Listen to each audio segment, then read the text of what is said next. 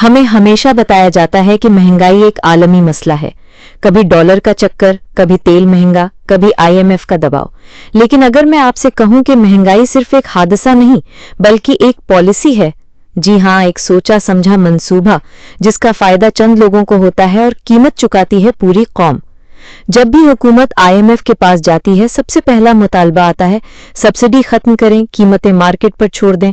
और जैसे ही सब्सिडी खत्म होती है, बिजली, गैस, आटा, पेट्रोल, हर चीज महंगी हो जाती है।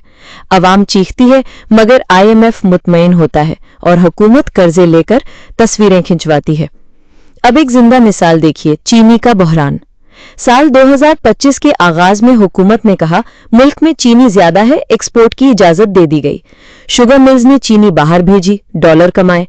लेकिन मार्च आते ही मुल्क में चीनी की किल्लत हो गई, कीमत 110 से 190 रुपए तक पहुंच गई। फिर इन्हीं मिल्स को चीनी इंपोर्ट करने की इजाजत दी गई, यानी पहले बेचो, फिर मंगवाकर महंगे दामों दोबारा बेचो। जनवरी में चीनी थी 110 रुपए फी किलो, जून में 190 रुपए। अवाम का नुकसान तकरीबन 80 अरब रुपए, शुगर माफिया का फायदा तकरीबन 50 अरब रुपए। अब सवाल यह है कि ये शुगर माफिया है कौन?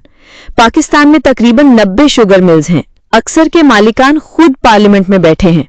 जेडीडब्ल्यू शुगर मिल्स जहांगीर तरीन, रमजान शुगर मिल्स शरीफ खानदान, अलायंस शुगर खुसरो बुख्तियार, RYK तरीन और चौधरी इत्तेहाद।